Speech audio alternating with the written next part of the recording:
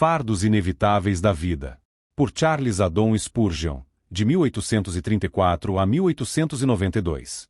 Traduzido, adaptado e editado por Silvio Dutra. Porque todo homem tem o seu fardo. Gálatas 6 verso 5. Ao ponderar a verdade da Escritura, não devemos forçar metáforas, nem usar figuras de linguagem como se fossem declarações literais. Você tem um exemplo da verdade desta observação neste capítulo. Em um verso, o apóstolo diz: suportem os fardos uns dos outros e assim cumprirão a lei de Cristo, enquanto no versículo de nosso texto, ele diz: todo homem carrega seu próprio fardo. Ainda assim, ele não está contradizendo a si mesmo. Ele estaria se estivesse falando literalmente de fardos, mas está falando metaforicamente, consequentemente, usa a figura primeiro de um modo e depois de outro. Pode ser útil para nós, irmãos e irmãs, aprender a nunca traçar argumentos e doutrinas a partir de metáforas. Muitos o fazem e há muitas supostas doutrinas que realmente não têm melhor base do que meras metáforas. Lembro-me de ouvir alguém contendendo contra a repreensão do povo de Deus e ele insistiu que a igreja era noiva de Cristo e que era impossível que Cristo, como marido da igreja, pudesse de alguma forma castigar ou agredir sua esposa, coisa que seria muito razoável dizer de um homem. Se a metáfora funcionou com 4 pernas, o argumento pode ter sido correto, mas como nenhuma metáfora pretende fazer, e deve ser entendida apenas no sentido pretendido pela pessoa que a emprega, o argumento é falacioso e sem valor. Ouvi outros dizerem que os verdadeiros cristãos são cidadãos do céu e, consequentemente, não devemos exercer nossos votos em questões políticas. Esta é outra peça de raciocínio completamente lógico, porque podemos dizer aos cristãos que eles não devem comer ração animal ao formarem o rebanho do Senhor, e as ovelhas não podem comer ração animal. O fato é que o raciocínio da metáfora é sempre arriscado e às vezes se mostra bastante absurdo. Menciono isso porque tenho certeza de que muito disso prevalece no mundo cristão e que as pessoas usam a linguagem das Escrituras de uma maneira em que não usariam a mesma linguagem se encontradas em outros livros. A palavra de Deus, no entanto, não deve ser tratada com menos, mas mais veneração em nossa leitura e estudo dela, e ainda da mesma maneira simples, de senso comum, como aquela na qual trataríamos qualquer outro livro. A verdade é que existem encargos que podem ser compartilhados e que devem ser compartilhados. O fardo do luto, o peso da necessidade pecuniária, o peso do problema do coração às vezes pode ser suportado, mas, por outro lado, há cargas que nenhum homem pode compartilhar com seu companheiro, nem deve sequer pensar em compartilhar, mas onde cada homem deve se destacar e estar sozinho diante de Deus, e ninguém pode ajudá-lo. Desses fardos falaremos esta noite, e eles serão o nosso primeiro ponto. Então, para que não nos tornemos onerosos para você, ofereceremos algumas considerações que tendem a tirar o peso das cargas que inevitavelmente devemos carregar, cada um por si. E então vamos encerrar nos esforçando para encontrar algo prático a ser feito hoje à noite como resultado do texto. Primeiro, então, temos que falar de determinados fardos que cada homem terá para si mesmo. Ao falar dos 3 primeiros fardos que terei que mencionar, eu me dirigirei a todos vocês, quer sejam santos ou pecadores, pois há algumas verdades de Deus que são comuns a todos os homens como homens. E esse é o primeiro fardo, o peso do pecado original. O fardo de nossa depravação natural, o peso de nossa natureza decaída, o fardo de nossa constituição pervertida pelo mal, todos nós, cada um de nós, temos que carregar para si. Pode-se dizer que esse não é o nosso fardo, mas o fardo de Adão, mas o fardo do pai, se ele colocar toda a família na pobreza, se torna o fardo da família e de cada membro individual dela. Se a cabeça deve doer, não adianta a mão dizer: não é da minha conta. Há, também, uma conexão tão vital e íntima entre todo o corpo da humanidade, entre Adão, a cabeça, e todos os membros do corpo corporativo, que a queda de Adão se torna nossa, a ruína de Adão, nossa ruína e a mancha no sangue, devem ser encontradas em todos nós. Alguns de vocês estão mortos em delitos e pecados, e portanto, esse fardo não é mais um fardo para vocês do que os pesados torrões do fardo da igreja são para os corpos que estão abaixo deles. Mas, se alguma vez você for estimulado pela graça divina, logo descobrirá que o corpo desta morte, como Paulo chama de pecado interior, é um fardo pesado demais para combater e você terá que lutar pessoalmente contra o conflito dentro de sua própria alma. Você terá que apelar em auxílio do poder divino, ou você nunca obterá a vitória. Mas, marque-o, na conquista de sua própria corrupção, na superação de seus próprios pecados e dos males que são mais poderosos em você do que eles são nos outros, porque você está inclinado constitucionalmente a eles. Nessa batalha você terá que lutar por si mesmo. Você pode obter ajuda da experiência de outras pessoas, mas ainda assim a luta e o conflito devem estar com você. Jovens, nunca imaginem que todo treinamento no mundo pode livrá-lo do seu mal sem uma luta séria de sua parte. Não pense que as orações de uma mãe lhe darão ternura de consciência, a menos que você também aprenda sobre Cristo por si mesmo. Não pense que as repreensões de um pai podem vencer esse mau temperamento a menos que você lute contra isso. E se você habitualmente tem uma tendência ao orgulho, não pense que as homilias do pregador contra o orgulho podem superar o orgulho em você. Não, em nome de Deus, você deve ir ao arsenal e pedir a espada do Espírito, para que possa, pessoalmente, cingir-se com força divina, a qual poderá obter por fervorosa oração, vencendo em sua própria alma os seus pecados que a assediam. Então, você terá que arcar com seu próprio fardo. Eu sei que tenho que suportar o meu e não sei se algum de vocês poderia me ajudar. E acredito que cada um de vocês, estimulado pela graça divina, deve sentir que há algo peculiar em seu caso. Algum pecado, talvez, que você não gostaria de sussurrar no ouvido de outro. Talvez apenas um pecado de pensamento, mas ainda assim é um fardo. Espero que se torne cada vez mais um fardo para você, pois quanto mais pesado se torna, maior a probabilidade de você vencê-lo. Mas você terá que suportar isso sozinho e na força do Espírito Santo você terá que conquistá-lo também e se livrar dele. Você terá que arrancar o olho direito e arrancar o braço direito. Seria melhor para você entrar na vida aleijado do que mantê-lo e ser lançado no inferno eterno. É para você, em nome de Deus, lutar pessoalmente contra sua depravação pessoal. Cada homem sozinho pode suportar seu próprio fardo aqui. Novamente, cada homem deve também carregar seu próprio fardo de pecado pessoal, a menos que, aqui vem a grande e graciosa condição, a menos que o pecado seja apagado ou seja completamente removido. Todo homem que tem pecado para carregar deve carregar seu próprio fardo.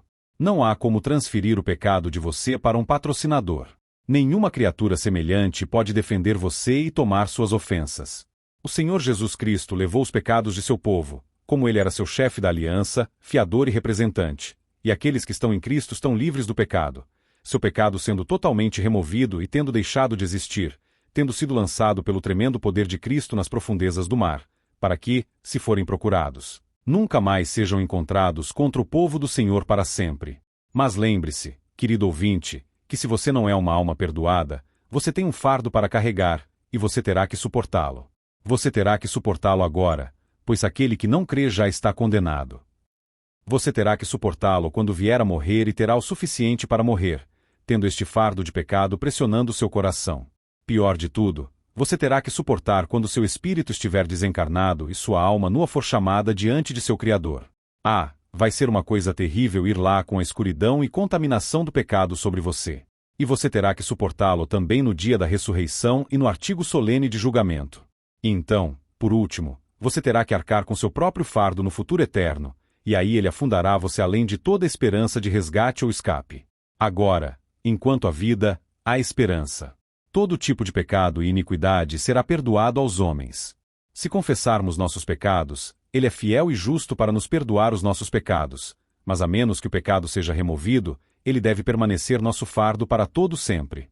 Você não se livrará disso se unindo a uma igreja. Você não pode se livrar dele passando por ritos e cerimônias. Não será de nenhuma ajuda para você ter sido um cidadão de uma nação cristã, assim chamada, e ter adorado em uma assembleia cristã.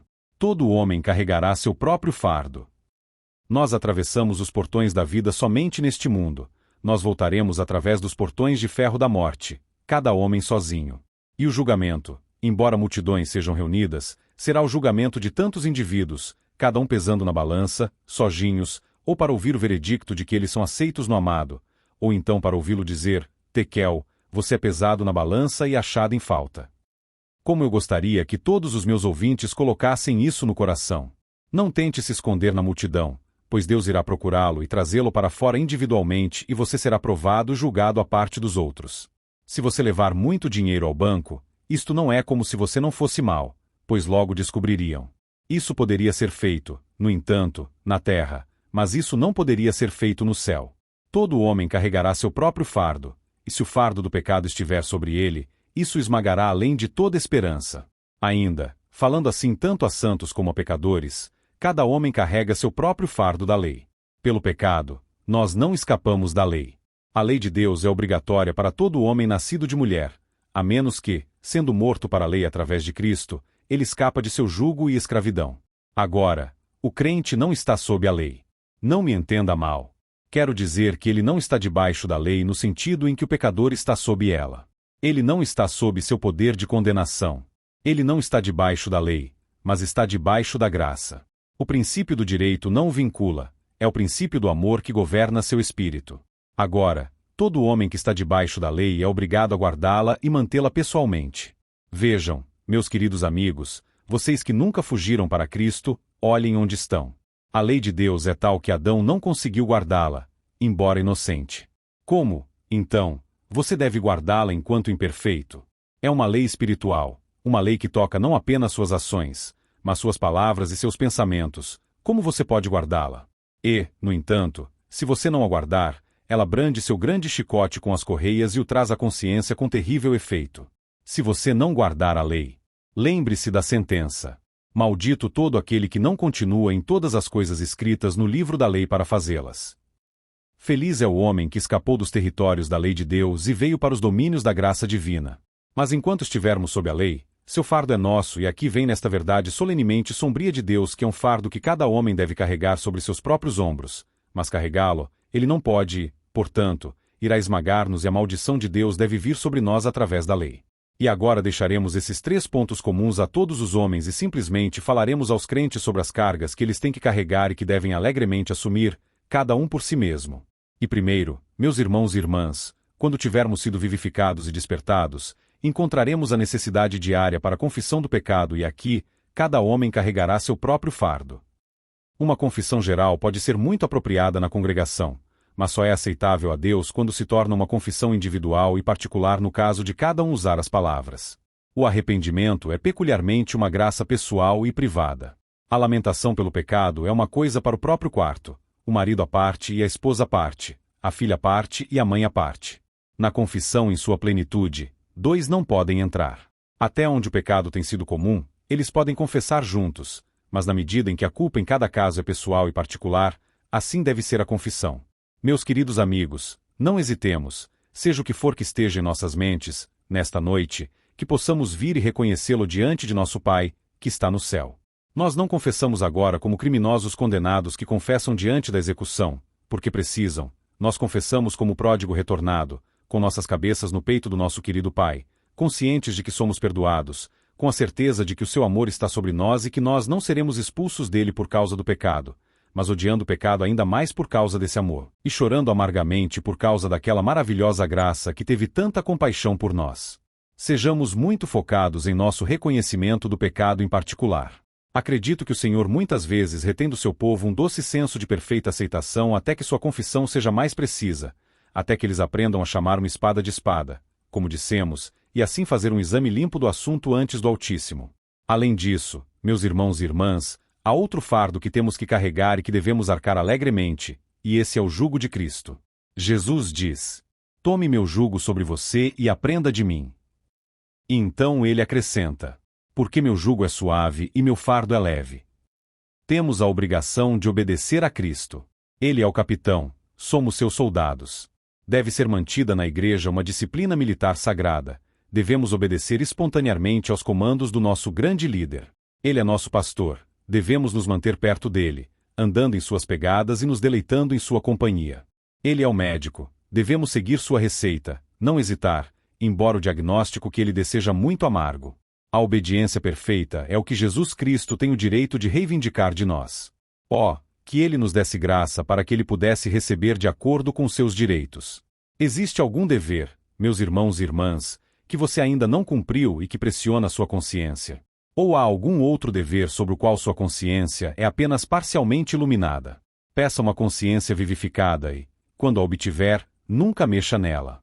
Oh, ter uma consciência viva como a menina dos olhos, terna e delicada, que não suportará nem mesmo o menor pó do pecado. Oh, andar diante de Deus como Caleb fez, de quem o Senhor disse: "Meu servo Caleb me seguiu completamente." De alguns deles foi dito que eles andaram diante do Senhor, mas não de todo o coração, como Davi. Que tenhamos a sinceridade do que é mais consagrado em relação ao Salvador, seja qual for a forma que o jugo de Cristo possa assumir, podemos contar como sendo nossa maior alegria poder suportá-lo. Desde que ele carregou nossa tristeza, deixe-nos estar dispostos a levar a cabo seus mandamentos até a sua carta mais extrema, desejando que nem sequer um jota ou um tio seja deixado ignorado pela vontade do Mestre. Além disso, irmãos e irmãs, acho que devemos, cada um de nós, sentir que temos um fardo de oração para levar ao propiciatório. Todo homem carregará seu próprio fardo a esse respeito. Eu gostaria que fizéssemos isso em nossas assembleias. Receio que muitas vezes você me deixe orar, mas alguns de vocês não oram por si mesmos. Receio, também, que a oração privada seja negligenciada por um número muito grande de cristãos, não que a forma dela seja absolutamente renunciada, mas o vigor dela não é mantido. Eu gostaria de poder dizer isso sem um rubor em relação a mim mesmo, mas sinto que muitos de nós falhamos gravemente por aqui. Damos ao Senhor alguns escassos 5 ou 10 minutos, ou 15 minutos, enquanto nossos antepassados puritanos oravam algumas vezes por horas. Mas pouco importaria sobre o tempo se o fizéssemos, no espírito. É um trabalho pobre, às vezes, nossa oração. Oh, que nós lutemos com o anjo e prevaleçamos. Meus irmãos e irmãs, temos, cada um de nós, algo a ser levado diante de Deus em oração, e roubamos a igreja de nossas contribuições para o tesouro de intercessão, se não colocarmos nossa parte nisso.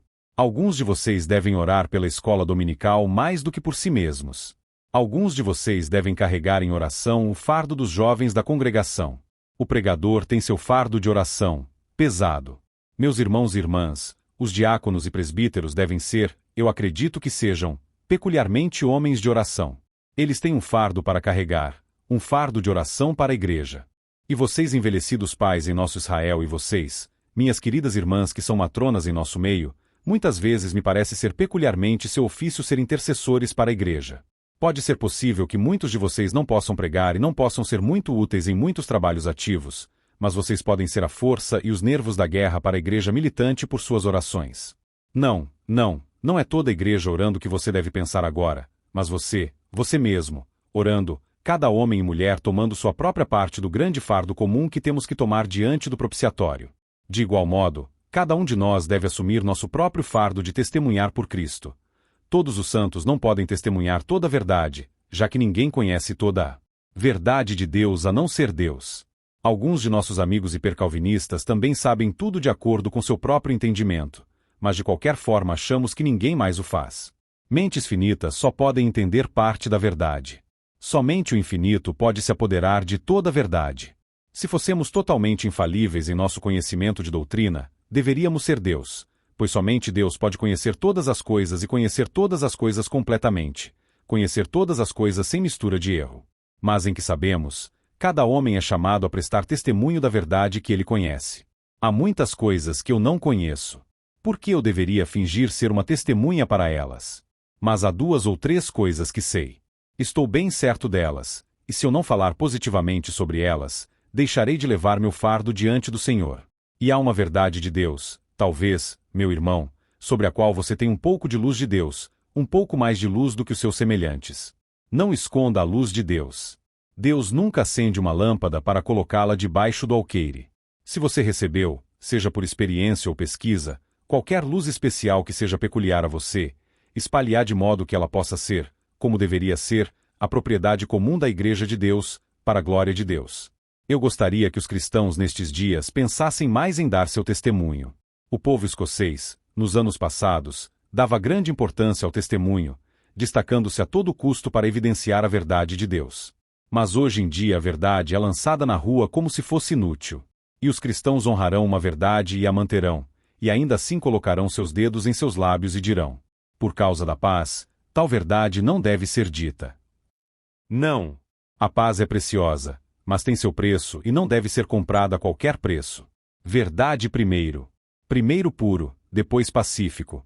Primeiro a verdade de Deus e depois a paz de Deus. Possamos ter ambos, mas vamos cuidar para que tenhamos o nosso fardo em testemunhar pelo Senhor Jesus Cristo. Ainda, queridos irmãos e irmãs, nós temos, cada um de nós, nosso próprio fardo na questão de cuidar das almas.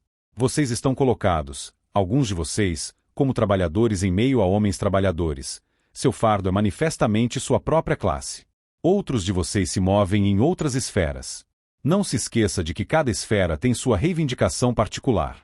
Você tem habilidade? Você tem, então, um fardo peculiar a um homem de habilidade. Você tem riqueza? Há um fardo aí. Por outro lado, você vive na obscuridade. Sua maior esfera são seus filhos pequenos e seu 1 ou 2 quartos. Lembre-se ainda de que os círculos são valorizados não em proporção ao seu tamanho, mas proporcionalmente à sua esfera, e assim seremos honrados e recompensados pela graça divina, não de acordo com a grandeza de nossa esfera, mas de acordo com o modo pelo qual a preenchemos para Cristo. Cada um de nós deve carregar o fardo de nossa própria esfera. Mãe, ninguém mais pode ser mãe de seus filhos e fazer por eles o que você deve fazer. Ministro, se você é verdadeiramente enviado por Deus, ninguém pode ser um patrocinador para você em seu ministério. Você deve assumir o encargo que Deus colocou sobre você, sobre si mesmo. E você, comerciante, trabalhador, há algo que você, cada um de vocês, deve fazer, e por mais sincero que seja o resto dos cristãos, eles não podem, pelo excesso de seu zelo, se houver algum, por qualquer possibilidade, compensar uma deficiência no seu caso. A madeira pode ser muito forte em uma parte da embarcação, mas a resistência da madeira não é recompensada por uma parte podre em outra parte da quilha, ela deve ser forte por toda parte. Estamos todos prontos, por assim dizer, a forjar uma corrente, e se o elo que você forjar for completamente forte e bem soldado, mas se eu fizer uma bagunça em minha parte do trabalho, a corrente será desfeita por completo. Lembremo-nos disso e cumpramos nosso próprio trabalho com a força de Deus, pelo poder de seu Espírito, e nos alegraremos em nós mesmos pelo Espírito Santo. Eu poderia, assim, ampliar esses fardos, mas todos eles têm o mesmo efeito. Há mais uma palavra, no entanto, que será abordada, talvez, em meia dúzia aqui, provavelmente não tantas. Às vezes, sobre alguns homens, Deus lança um fardo que ele nunca coloca sobre os outros. O profeta fala do fardo do Senhor. Provavelmente todos nós o carregamos em algum momento, mas em um determinado momento não haverá muitos que o suportam. Esse fardo pode ser algo muito extraordinário para os outros, embora você tenha se tornado tão familiarizado com isso que parece comum para você. Talvez esta noite algo esteja dizendo em sua alma: vá e fale com tal pessoa. Não viole esse mover. Acredite em mim, há mais em impulsos espirituais do que algumas pessoas pensam. Todos vocês leram a velha história do quaquer que se sentiu motivado a cavalgar até uma certa cidade, a cerca de 10 ou 12 milhas de distância, na calada da noite, e ir a uma certa casa. Ele fez isso. Ele encontrou a casa e bateu na porta. Ninguém veio até a porta. Ele bateu de novo e quando, finalmente, um homem desceu e abriu a porta e perguntou o que queria, o quaquer disse: talvez você possa me dizer, porque eu não sei. O Senhor me enviou a você, mas não sei por quê. Então o homem pegou uma corda e disse que, justamente quando a batida chegou à porta, ele estava no cômodo superior, planejando se enforcar. Deus evidentemente enviou o quaquer apenas naquele momento para impedi-lo. Se você e eu fossemos mais obedientes a esses fardos do Senhor quando eles viessem, muitas vezes poderíamos fazer mais bem do que nós fazemos. Não devemos ser fanáticos, há uma linha a ser traçada, mas, ao mesmo tempo, receio que checamos com frequência os impulsos sagrados, que, se seguidos, podem ser carregados das consequências mais abençoadas. Você se sente chamado neste momento, meu querido amigo, para um trabalho que nunca empreendeu antes. Não consulte carne e sangue. Não seja específico sobre pedir ajuda e assistência. Todo homem carregará seu próprio fardo. Vá com a força de Deus. Se, como Gideão, você precisa de um sinal, pegue-o e quando você o tiver, e seu coração se tornou como o velo de Gideão, molhado e limpo, mesmo que seja com tristeza, para que você possa arrancá-lo, então vá para este seu poder, pois se Deus enviou você, ele irá com você. Como seus dias, assim será a sua força. Isso pode ser uma palavra para alguém, eu não sei para quem, mas foi um fardo para mim dizer isso, e lá deixo. Agora nos voltamos para a segunda verdade deste tema. E com muito maior brevidade. Algumas coisas que elevam o peso destes fardos. Todo homem carregará seu próprio fardo. Não é agradável falar com você durante muito tempo sobre você ser um portador de peso, mas talvez essas coisas o tornem mais agradável. A primeira coisa da qual devemos nos lembrar é isto, que é bastante consistente com a verdade de Deus declarada em nosso texto, para lembrá-lo que Jesus Cristo é o grande carregador de fardos para todos os seus santos, que, por um lado, você terá que suportar seus próprios fardos, mas, por outro lado, Cristo carregará todos os seus fardos por você. Seu fardo de pecado foi colocado sobre ele, como foi no passado sobre o bode expiatório, para sua alma. Isso você sabe, e agora o pecado é posto de lado. E agora, esta noite, qualquer que seja seu fardo, venha com seu melhor amigo, o amigo que é mais achegado do que um irmão. Diga a ele a causa da sua queixa. Os discípulos de João, quando a cabeça de seu mestre foi cortada, pegaram o corpo e foram e contaram a Jesus. Venha e conte a Jesus o que é que te angustia esta noite. É dito de uma criança doente. Eles o trouxeram a Jesus. O seu problema é uma criança doente, ou é você que está doente? Ou o que é isso? Traga para Jesus. Todas as tristezas voam em sua aproximação ou então mudam para alegrias. Ou se as tristezas permanecem, eles nos ministram uma abundância de riqueza espiritual. Venha, faça suas necessidades, seus fardos conhecidos, ele os apresentará ao trono. E os anjos estão esperando lá, suas mensagens de amor para carregar. Você deve lembrar que seu fardo é fácil de ser carregado quando Cristo está com você. Quando Jesus Cristo fortaleceu com toda a força em seu homem interior e colocou em você sua própria onipotência para ser seu socorro, então o fardo deixará de ser um fardo para você por mais tempo. Isso também pode tender a aliviar a pressão que, como todo homem tem que suportar seu próprio fardo, todo homem tem sua própria esperança. Eu teria medo de mudar com qualquer outra pessoa. Às vezes penso que, quando estou muito desanimado, gostaria de ter uma esperança tão boa quanto alguns de meus irmãos e irmãs, mas quando chego a pensar, não sei, eu seria tão feliz quanto o menor da família do Senhor se eu soubesse que eu era realmente um dos seus, mas eu realmente não gostaria de mudar com nenhum dos pequenos, ou os grandes, também, sobre a chance de eles serem dele. Não. Eu conheço minha própria esperança e vou mantê-la. E, abençoado seja Deus, como nós temos nosso próprio fardo, então nós temos nossa própria alegria. O cristão mais miserável e infeliz do mundo, quando você entra em seus segredos, dirá a você, ele o revelará de alguma forma, que ele tem uma fonte secreta de alegria que outros não têm. De fato, deve ser observado que aqueles que têm tristezas profundas geralmente têm alegrias profundamente profundas. O homem de tristeza superficial geralmente tem uma alegria superficial, mas o homem cujo coração foi entediado de um lado para o outro tem uma corrente de alegria brotando de um poço artesiano que não pode ser igualado pela frescura pelas simples fontes terrestres de devoção superficial. Irmãos e irmãs, não nos separaríamos das nossas alegrias nem da nossa esperança. Embora tenhamos nossas mágoas para nós mesmos, também temos nossas alegrias para nós mesmos também. E, graças a Deus, elas não podem ser tiradas de nós. Assim também, o cristão tem Cristo só para si. Eu algumas vezes tentei pensar nisso. Aqui está o Senhor Jesus Cristo, capaz de salvar 10.000 vezes 10.000 pecadores, e ainda assim ele é todo meu. Todo Cristo é meu.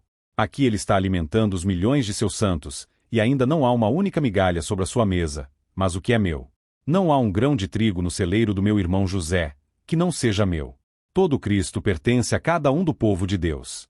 Você tem um fardo para si mesmo, mas também tem Deus para si mesmo. Pense nisso.